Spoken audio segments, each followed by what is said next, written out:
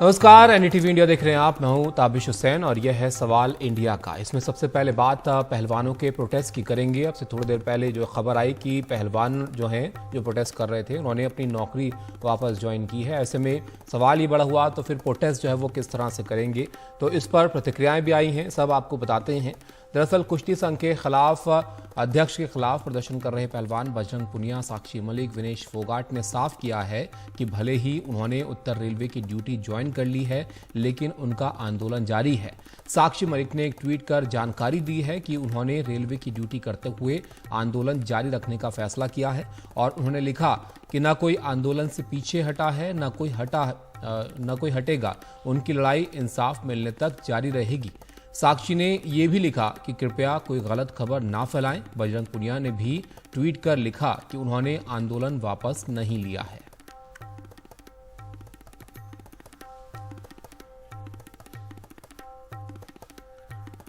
तो इस पूरे मामले पर साक्षी मलिक का क्या कहना था, ये भी आप सुनिए। खबरें मीडिया में चल रही है कि आपने रेलवे की नौकरी को दोबारा ज्वाइन कर लिया है और आपने जो है आंदोलन से बैक ऑफ कर दिया है। बिल्कुल आंदोलन से बिल्कुल भी वापस नहीं हटे हैं हम। जब तक इंसाफ नहीं मिल जाता लड़ाई जारी रहेगी, सत्याग्रह बिल्कुल जारी रहेगा। और रही बात रेलवेज की, तो आंदोलन के साथ साथ अपना एक दो काम, अपनी जिम्मेवारी मैं निभा रही हूँ। तो एक दो दिन मैं ऑफिस का काम देख रही हूँ। और साक्षी, ये कहा जा रहा है कि आंदोलन से आप हट गई हैं, अब आप आंदोलन का हिस्सा नहीं हैं, आपने रेलवे की नौकरी ज्वाइन कर ली है 30 तारीख से। कितनी सच्चाई है? ये मैं क्लियर कर देती हूँ आपको कि जैसे हम रणनीति बना रहे हैं आगे की, आगे हमें क्या करना है और कुछ भी हिंसाजनक ना हो और आगे हम अच्छे से कैसे इस प्रोटेस्ट को बढ़ा सकते हैं, तो उस पर हम काम कर रहे हैं, रणनीति बना रहे हैं। और रही बात रेलवेज की, तो मैं ओएसडी फर्स्ट हूँ और मेरी बहुत सारी जिम्मेवारी हैं। तो जब तक रणनीतियाँ चल रही हैं, प्रोटेस्ट पे नहीं बैठे हैं, तो मैं यहाँ अपना काम देख रही हूँ। नाबालिग जो लड़की है उसके बारे में भी कुछ जानकारियां आई हैं कि बयान वापस लिया है। नहीं, ये सब फेक न्यूज़ हैं। ये हमारे सत्याग्रह, हमारे प्रोटेस्ट को कमज़ोर करने के लिए, आम पब्लिक को हमसे तोड़ने के लिए ये सारी चीज़ें चलाई गई हैं, जो कि बिल्कुल गलत है। हम इस लड़ाई में ना ही कभी पीछे हटे थे, ना ही कभी हटेंगे। जब तक इंसाफ नहीं मिल जाता लड़ाई जारी रहेगी। गृह मंत्री अमित शाह जी से आपकी मुलाकात हुई थी, आपकी और बाकी के प्लेयर्स की। कब मुलाकात हुई? मुलाकात में क्या रहा, क्या निष्कर्ष निकला? नॉर्मल कन्वर्सेशन थी और कुछ नहीं ऐसा फाइनल सॉल्यूशन निकला। हमारा टिल एंड तक यही रहेगा कि अक्यूज्ड को गिरफ्तार करो, उसके ऊपर सीरियस एक्ट लगे हैं, गिरफ्तार करो। नॉर्मल कन्वर्सेशन हुई थी और कुछ नहीं। साक्षी, कहा जा रहा है कि बजरंग अकेले रह गए, विनेश और आपने नाम वापस ले लिया। बिल्कुल भी नहीं, हम तीनों एक हैं इस प्रोटेस्ट में और जब तक इंसाफ नहीं मिल जाता एक ही रहेंगे और बिल्कुल भी नाम हमने वापस नहीं लिया है। तो साक्षी मलिक को आपने यहाँ पर सुना, जिनका कहना था कि अपनी बात पर वो बने हुए हैं, प्रोटेस्ट के साथ जुड़े हुए हैं। अभी जो जिम्मेदारियां उनकी जॉब की हैं उसको पूरा करने के लिए वो साथ साथ यहाँ पर उन्होंने अपनी जॉब जो है वो ज्वाइन की है। इधर बजरंग पुनिया ने भी इसको लेकर ट्वीट किया। वो क्या लिखते हैं वो भी आपको बताते हैं। उन्होंने लिखा कि आंदोलन वापस लेने की खबर कोरी अफवाह है। ये खबर हमें नुकसान पहुंचाने के लिए फैलाई जा रही है। हम न पीछे हटे हैं और न ही हमने आंदोलन वापस लिया है। महिला पहलवानों की एफआईआर उठाने की खबर भी झूठी है। इंसाफ मिलने तक लड़ाई जारी रहेगी।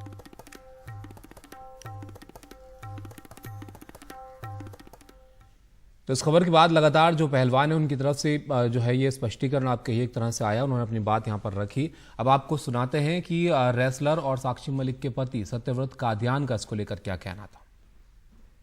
ये देखिए, ये खबर सरासर झूठ है। उन्होंने ट्वीट करके भी पूरे देश को इसकी जानकारी दे दी है।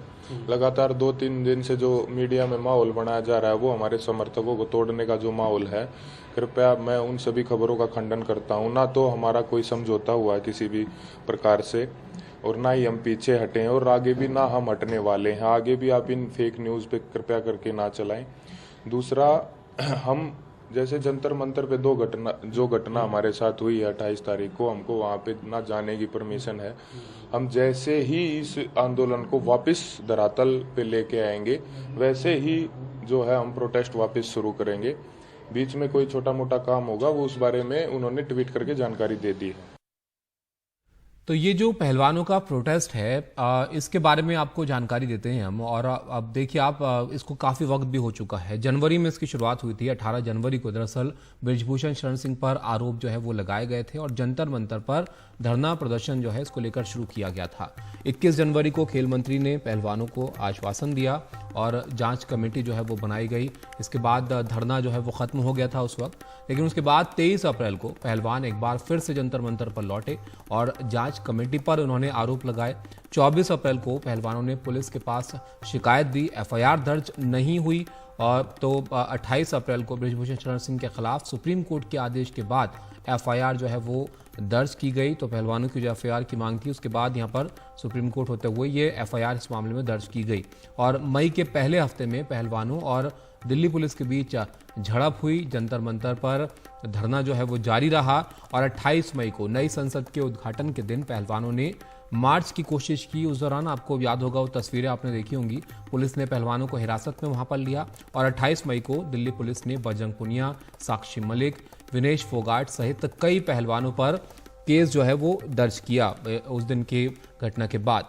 और 28 मई को जंतर मंतर पर पहलवानों को वापस धरना जो है वो नहीं देने दिया गया उसके बाद। और 30 मई को पहलवान गंगा नदी में मेडल बहाने पहुंचे। किसान नेताओं ने वहां पर उनको रोका।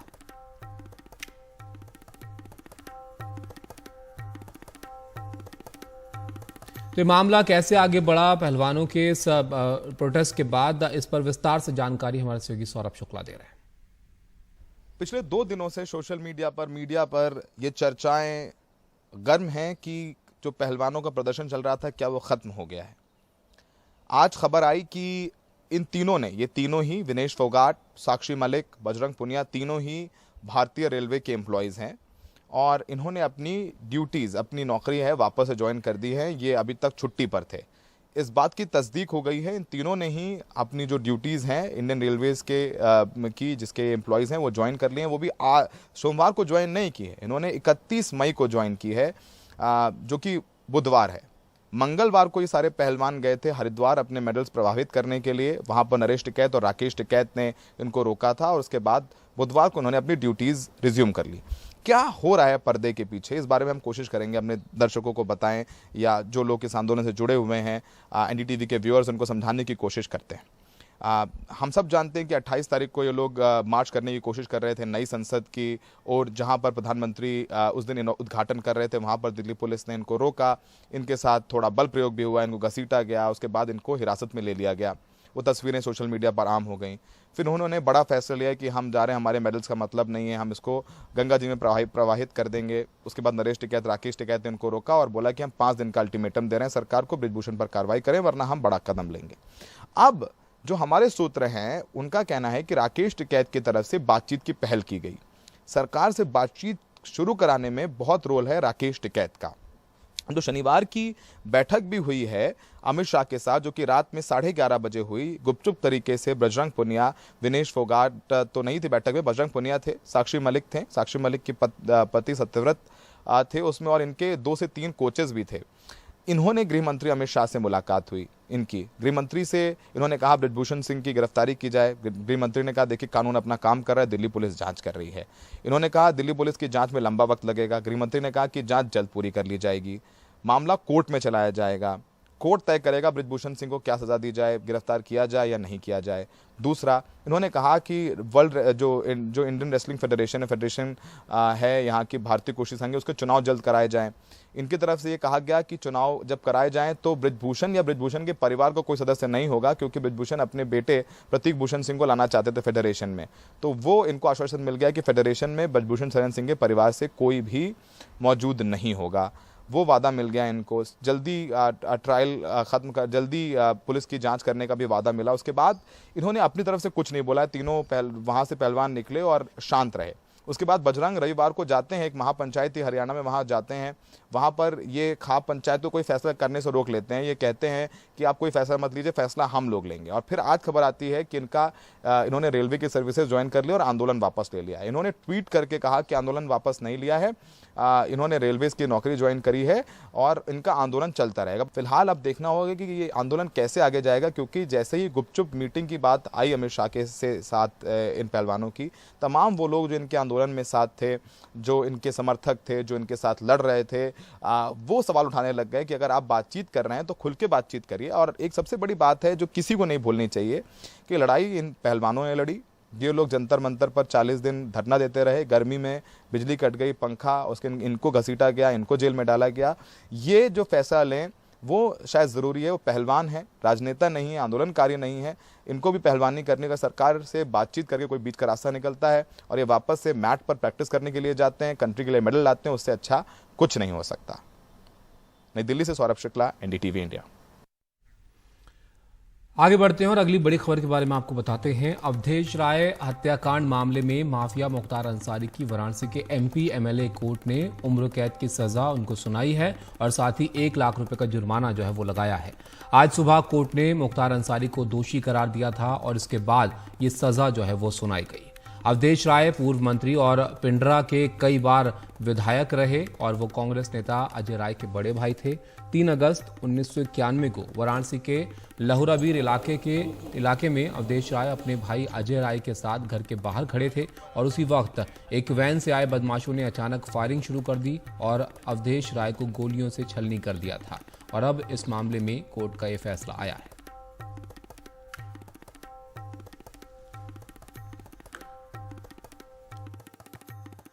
इसको रेयरेस्ट ऑफ रेयर केस नहीं माना और उनको आजीवन कारावास की सजा और 1 लाख जुर्माना 302 में, और यदि जुर्माना नहीं अदा करते हैं तो 6 महीना और जेल में भुगतनी पड़ेगी। कहने का मतलब यह है कि अब मुख्तार अंसारी को अवधेश राय हत्याकांड में आजीवन जेल में बिताना होगा। अब उसके खिलाफ क्या रास्ते हैं उनके लिए? बताओ कि क्या रास्ते हैं? अपलेट कोर्ट है, ऑनरेबल हाई कोर्ट है, ऑनरेबल सुप्रीम कोर्ट है, तो वाया अपलेट कोर्ट ऑनरेबल हाई कोर्ट जाएंगे। उसके बाद जो भी होगा कोर्ट 6 महीना और जेल में रहेंगे। टोटल क्या फैसला सुनाया? टोटल यही है कि उनको उम्र जो है जेल में बिताएंगे, उम्र कैद या जिसको आजीवन कारावास कहते हैं, वो सजा उनको 302 में दिया गया है। इस मामले के बारे में विस्तार से हमारे सहयोगी सौरभ बता रहे हैं। मुख्तार अंसारी, माफिया डॉन, पूर्व विधायक, बड़े नेता, उनकी मुश्किलें बढ़ गई हैं। 31 साल पहले हुए अवधेश राय हत्याकांड में मुख्तार अंसारी को सजा सुना दी गई है।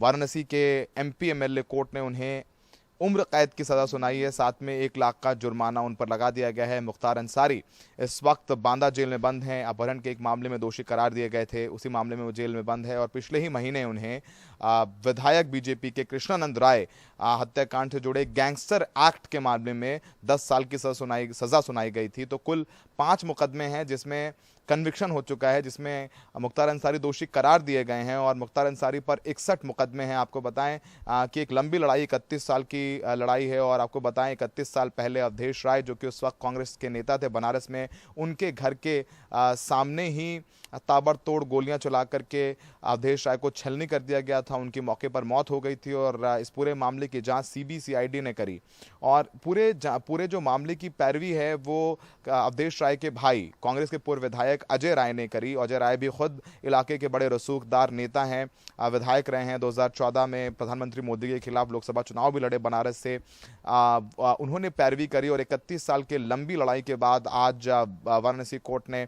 मुख्तार अंसारी और साथ में जो उनके 5 को अक्यूज थे उनको भी दोषी करार दिया गया है और उम्र कैद की सजा सुनाई गई है। धारा 302 जो कि हत्या की धारा है उसमें दोषी करार दिए गए। 120 भी आपराधिक साजिश की भी धारा उन पर लगाई गई है।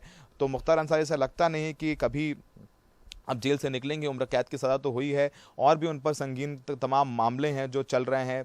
5 बार के विधायक मुख्तार अंसारी, 1988 में पहली बार सजिदानंद राय हत्याकांड में उनका नाम सामने आया है। उसके बाद पुलिस वालों पर भी हमला करने के आरोप उन पर लगे। फिर जो बीजेपी के विधायक थे कृष्णानंद राय मोहम्मदाबाद पे, उन पर उनकी हत्या कर दी गई थी AK-47 से, उसमें भी इनको आरोपी बनाया गया था। उसमें तो बरी हो गया लेकिन गैंगस्टर एक्ट में उनको दोषी करार दिया गया। तो फिलहाल मुख्तार अंसारी की मुश्किलें लगातार बढ़ रही हैं। मुख्तार अंसारी के भाई अफजाल अंसारी, जो कि 2019 में गाजीपुर से लोकसभा टिकट चुनाव जीते थे, उनको भी गैंगस्टर एक्ट में कृष्णानंद राय वाले मामले में दोषी करार दिया गया था। 4 साल की सजा हुई, उनकी सदस्यता गई। तो मुख्तार की तो मुश्किलें बढ़ी रही, लेकिन पूरे जो अंसारी परिवार की हैं वो भी मुश्किलें बढ़ती जा रही हैं। अब्बास अंसारी, जो कि उनके बेटे हैं, इस बार विधायक बन के आए हैं मऊ से, उनको भी जो है वो भी जेल में, चित्रकूट जेल में है एक हेट स्पीच देने के मामले में चुनाव प्रचार के दौरान। मुख्तार के भाई अफजाल भी जेल में हैं। तो फिलहाल मुश्किलें बढ़ रही हैं। मुख्तार अंसारी बांदा जेल में बंद हैं। 2005 में उन्होंने आत्मसमर्पण किया था और 2005 से लगातार मुख्तार अंसारी जेल में बंद हैं। तो आज लगभग कह लें कि 18 साल हो गए मुख्तार अंसारी को जेल में बंद हुए। मुख्तार अंसारी पहले बसपा में थे, फिर वो सपा में भी रहे और लगातार उनकी जो एक राजनीतिक और लड़ाई भी थी और एक राइवलरी थी ब्रजेश सिंह जो कि दूसरे हिस्ट्री शीटर हैं, उनके साथ उनकी एक ज़बरदस्त प्रतिद्वंद्विता थी। गैंग वॉर भी कह सकते हैं उसमें। तो फिलहाल इस पूरे मामले में एक जीत मिली है अजय राय को, अजय राय के परिवार को, अवधेश राय को न्याय मिला है। 1 लाख का जो फाइन भी लगा हुआ है और फिलहाल मुख्तार अंसारी जेल में ही रहेंगे, लेकिन मुख्तार अंसारी के पास हाई कोर्ट और सुप्रीम कोर्ट तक अपील करने का ऑप्शन लगातार बना हुआ है। वाराणसी में सहयोगी हिमांशु के साथ, दिल्ली में सौरभ शुक्ला, एनडीटीवी इंडिया।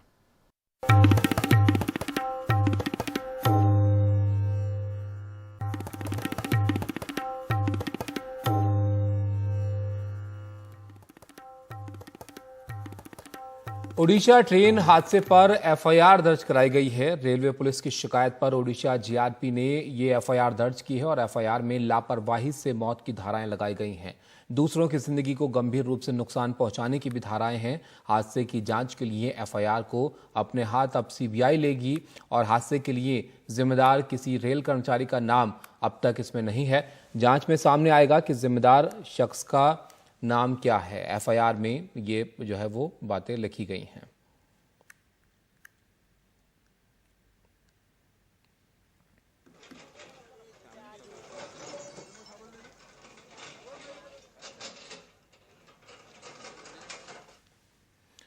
तो ट्रेन हादसे के बाद बहानगा बाजार स्टेशन पर ट्रैक की मरम्मत का काम पूरा कर अप लाइन और डाउन लाइन से ट्रेनों को चलाकर ट्रायल भी पूरा कर लिया गया है। इसके बाद आज सुबह से यहां से ट्रेनों की जो आवाजाही है वो लगातार जारी है और कुछ मालगाड़ी के अलावा यात्री ट्रेनें भी यहां से गुजर रही हैं।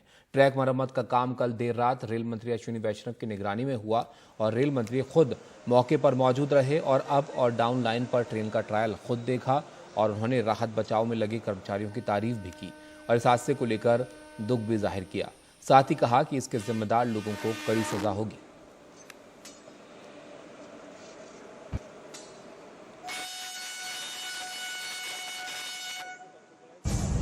सबको बहुत बहुत बधाई, बहुत अच्छा काम किया सबने, पूरी टीम ने। सबको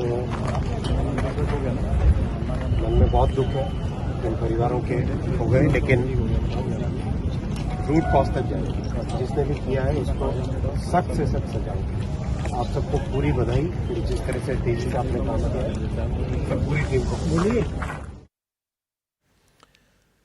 ओडिशा के बालासोर में रेल हादसे में 275 लोगों की मौत हुई और 1175 लोग इसमें घायल हुए। हालांकि करीब 800 घायलों को अस्पताल से छुट्टी दे दी गई है और अब बचे हुए घायल अलग अलग अस्पतालों में भर्ती हैं, जिनमें से कुछ बालासोर, कुछ भद्रक, कुछ कटक और कुछ भुवनेश्वर के अस्पताल में भर्ती हैं। कटक के एक अस्पताल में हमारे सहयोगी मनीष कुमार पहुंचे, जहां पर उन्होंने घायलों से बात की। फिलहाल कटक में है, वहाँ के अस्पताल में कई सारे घायल हैं। क्या नाम है आपका? अब्दुल खलील। क्या हुआ था बताइए। ट्रेन जैसे ही बहानगा स्टेशन एंटर कर रहा था, सडनली डीरेल हो गया। जैसे डीरेल हो गया, धक धक धक धक धक धक जैसे पटरी में टकराता है वैसे टकराया। वैसे टकराया, हम लोग खड़े थे, हम लोग 4 लोग खड़े थे। हम लोग को सडन धक्का मरवाया, पीट दिया। लेकिन उसके बाद में पूरा अंधेरा हो गया, बोगी पूरा पलटी खाते हुए एकदम पूरा 2-3 पलटी खाते हुए, क्योंकि पीछे से सारा बोगी मारा उसको। इंजन जैसे ही चला गया और पीछे से सारा बोगी टक्कर मारा, ऐसे घूम घूम के उलट के जाके घर के लोग आ गए। हाँ, हुआ था ट्रेन के एक्सीडेंट हादसा। तो क्या कहाँ पे चोट लगी? फ्रैक्चर हो गया। क्या हुआ? पैर फ्रैक्चर हो गया, हड्डी फ्रैक्चर हो गया। कहाँ से आप लोग कहाँ जा रहे बिहार हैं? से। हम बिहार से थे, चेन्नई जा रहे थे। पूरा से गाड़ी पकड़े थे ये वाली कोरोमंडल, उसमें घटना हुआ। कि अधिकांश लोग हैं जिनके घर वाले आ गए हैं, लेकिन कई सारे लोग हैं जिनके घर वाले काफ़ी दूर बिहार के हैं और वो अभी तक पहुंच नहीं पाए हैं। कैमरामैन हबीब के साथ मनीष कुमार, एनडीटीवी इंडिया। वहीं मल्लिकार्जुन खड़गे ने प्रधानमंत्री को चिट्ठी लिखी है, जिसमें बालासोर रेल हादसे पर कांग्रेस अध्यक्ष ने सवाल उठाए हैं। रेलवे में 3 लाख पद खाली क्यों हैं, ये उनकी तरफ से इसमें पूछा गया है। साथ ही बीते 9 सालों में इतने पदों को क्यों नहीं भरा गया, तो कई तरह के सवाल इनकी तरफ से इस चिट्ठी में उठाए गए हैं। और ये भी पूछा गया कि सिर्फ ऊपरी बदलाव जो है वो हुए हैं, रेल की सेहत नहीं सुधारी जा रही है। रेल मंत्री की तरफ से सीबीआई जांच की बात पर भी इन्होंने सवाल उठाए।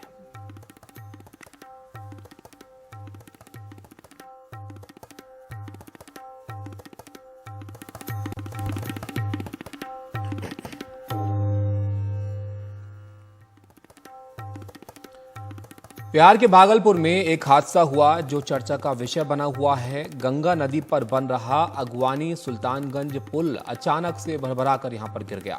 तस्वीरें आपको यहां के दिखाते हैं। तस्वीरों में साफ नजर आ रहा है कि किस तरह इस निर्माणाधीन पुल का करीब 192 मीटर लंबा हिस्सा गंगा में समा गया। पुल गिरने से मौके पर अफरा तफरी मच गई। गंगा में कई फुट ऊंची लहरें उठीं और इसके चलते नाव से सफर कर रहे लोग दहशत में आ गए। हालांकि इस हादसे में किसी के हताहत होने की कोई खबर नहीं है। खास बात यह है कि इसी पुल का एक हिस्सा पिछले साल भी गिरा था। 2014 में बिहार के मुख्यमंत्री नीतीश कुमार ने इस पुल का शिलान्यास किया था। नीतीश कुमार ने घटना की जांच के आदेश दे दिए हैं और जिम्मेदार लोगों की पहचान करने का निर्देश भी दिया गया है। तो तस्वीरें आपने देखी किस तरह से ये निर्माणाधीन पुल जो था ये यहाँ पर गिर गया। 2014 में इसका शिलान्यास हुआ था, लेकिन इतने वक्त में भी ये तैयार तो होना दूर, आप देखिए किस तरह ये जो पुल बन रहा था ये यहाँ पर नदी के अंदर गिर गया है। और ये तस्वीरों के जरिए हम आपको दिखाते हैं। जाहिर है पानी में इतना बड़ा पुल जो है वो गिरते हुए देख लोगों में भी थोड़ी हैरानी थी इसको देखते हुए। और इसे तस्वीरों में भी आप देख सकते हैं, लोग यहाँ पर जो है वो नज़र आ रहे होंगे आपको। तो हलचल जो है वो मची, क्योंकि पानी में जब ये पुल गिरा उसके बाद पानी में लहरें भी उठीं और नाव में जो लोग थे पानी में मौजूद उनके बीच में थोड़ी दहशत जो है इसके बाद हुई। अफरा तफरी जो है वो मची। हालांकि सब सुरक्षित हैं, कोई नुकसान उस लिहाज से यहाँ पर नहीं हुआ है, राहत की बात यहाँ पर रही, लेकिन लोग घबरा ज़रूर गए इसको देखकर। ये आज सुबह करीब 7 बजे की तस्वीरें हैं जो हम आपको यहाँ पर दिखा रहे हैं। पुल का एक बड़ा हिस्सा जो है वो नदी में यहाँ पर गिर गया।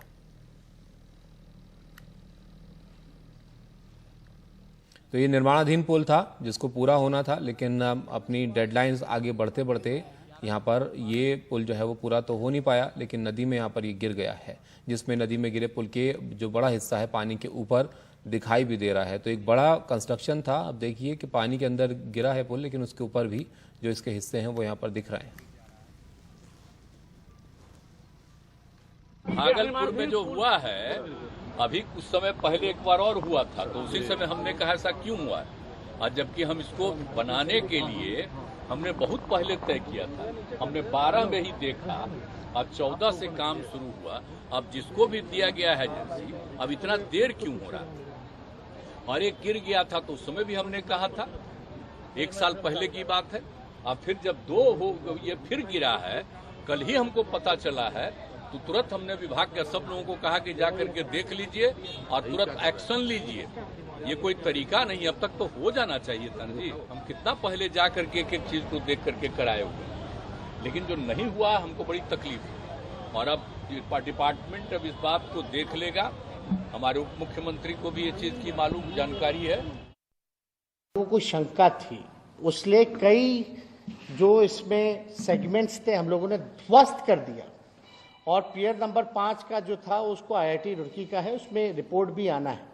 यानी पहले से ही हम लोगों को शंका थी कि इसमें डिज़ाइन में फॉल्ट है, उसलिए काफ़ी स्ट्रक्चरल चीज़ें जो हैं तोड़े गए। और हम लोगों का निर्णय था कि पूरी तरीके से तोड़ करके, क्योंकि बार बार कंप्लेन आ रहा था, माननीय सदस्यों ने दोनों बार जो है इस बात को दोनों सदस्यों ने विधानसभा में उठाया था। तो अब हम लोग निर्णय पे ले कि भाई नहीं, इसको पूरी तरीके से तोड़वा करके, क्योंकि कोई रिस्क नहीं लेना है, इसलिए पूरी तरीके से तोड़वा करके पुनः सिरे से हम लोग जो है कार्य को प्रारंभ करेंगे। नीयत में जब खोट हो तो नीति कैसे सफल हो? बिहार के मुख्यमंत्री जी, आप इसी भ्रष्टाचारियों के साथ गलबहियां किए थे। 2014 में भी आपके साथ यही थे। और एक बार पुल सुल्तानगंज के तरफ गिरा था और आज पुल खगड़िया के तरफ गिरा। कई पुल पूर्णिया में भी गिरा। बिहार के अंदर ये कमीशन खोरी की प्रथा, गुणवत्ता विहीन काम और आपके मानसिकता, राजनीतिक और अस्थिरता के कारण प्रशासनिक अराजकता, भ्रष्टाचार चरम पर है, जिसकी परिणति दिखाई पड़ रही है हिम्मत न्यायिक जांच कराएंगे या सीबीआई से जांच कराएंगे? बड़े बड़े घोटाले का परिणाम है कि आज व्यवस्था चरमरा रही है।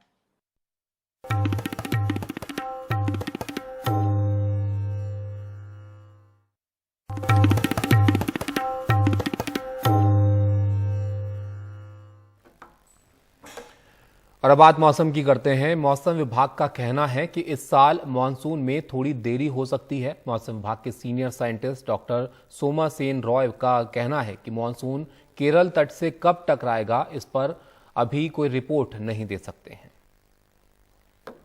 इस साल दक्षिण पश्चिम मानसून सीजन की दिशा और दशा क्या होगी, कब तक मानसून केरल तट से टकराएगा, इस पर बात करने के लिए मेरे साथ हैं मौसम विभाग की वरिष्ठ वैज्ञानिक डॉक्टर सोमा सेन रॉय।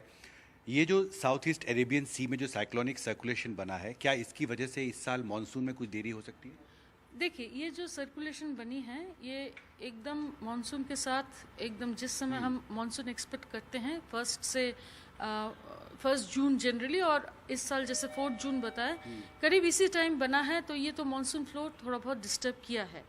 तो जिसके चलते आप देखेंगे कि बारिश काफ़ी कम चल रहा है आपका केरल में, तो जिसके चलते हमारा एक बहुत स्ट्रिक्ट थ्रेशोल्ड है आपका मानसून डिक्लेयर करने का, वो हम नहीं कर पा रहे हैं। जितना हमारा डेप्थ ऑफ वेस्टर्ली आना चाहिए केरला कोस्ट में वो नहीं मिल रहा है, और जितना बारिश होना चाहिए उतना नहीं आ रहा है। तो अभी मानसून का ऑनसेट का हम मॉनिटरिंग कर रहे हैं, मगर कोई स्टेटमेंट अभी नहीं दे पाएंगे। ये जो सिस्टम बन रहा है ये अभी एक लो प्रेशर बनेगा, और इसका आगे थोड़ा और इंटेंसिफिकेशन का भी उम्मीद है, और फिर थोड़ा थोड़ा नॉर्थवर्ड जाएगा। ये निकलने के बाद सिचुएशन हो सकता है कि मानसून का अराइवल का, वो हम मॉनिटरिंग कर रहे हैं। जब भी हमें लगेगा हम तुरंत आप लोगों को इंटीमेट करेंगे। तो यहाँ पर आपने अपने असेसमेंट रिपोर्ट में कहा है कि केरल तट के आसपास जो है वो बादल घट गए हैं साइक्लोनिक सर्कुलेशन की वजह से, तो कुछ देरी हो सकती है मानसून के। जी ज़रूर हो सकती है, क्योंकि हमारा जैसे 60% of the stations of Kerala, 14 station में से 60% स्टेशन में हमें बारिश मिलनी चाहिए, और हमारा डेप्थ ऑफ वेस्टर्लीज होना चाहिए, क्योंकि ये मानसून एक आम वेदर नहीं है, ये एक पूरा ट्रेड विंड्स का पूरा फ्लो आता है, तो उसका डेप्थ होना चाहिए। वो डेप्थ अभी नहीं मिल रहा है, मतलब आपका पूरा फ्लो ये सर्कुलेशन खा रहा है, तो डिले होगा। मतलब थोड़ा सा तो डिले होगा, जैसे 4 तारीख पास कर गए हैं, थोड़ा तो डिले होगा, थोड़ा सा डिले होगा। हीट वेव की जो स्थिति है वो भी लगातार डिस्टर्बिंग हो रही है। कौन कौन से राज्य हैं जहाँ पर आपने ऑरेंज अलर्ट जारी किया? देखिए, अभी भी हीट वेव अगर आप देखते हैं, सब हिमालयन, वेस्ट बंगाल, सिक्किम, गैंजेटिक वेस्ट बंगाल, झारखंड, बिहार, इन सभी इलाके में हीट वेव का स्थिति रियलाइज हुए हैं। बिहार में सीवियर हीट वेव रियलाइज हुए हैं, और ये स्थिति हमारा ईस्ट इंडिया में अभी वेदर बहुत मौसम साफ रहेगा, जिसके चलते ऐसे ही हीट वेव स्थिति रहेगा। सिर्फ ईस्ट इंडिया ही नहीं, ईस्ट पेनिनसुलर इंडिया में, जहाँ पर आपका कोस्टल आंध्र प्रदेश, तेलंगाना, इन सब इलाके में भी आपका हीट वेव का स्थिति आने का संभावना है। और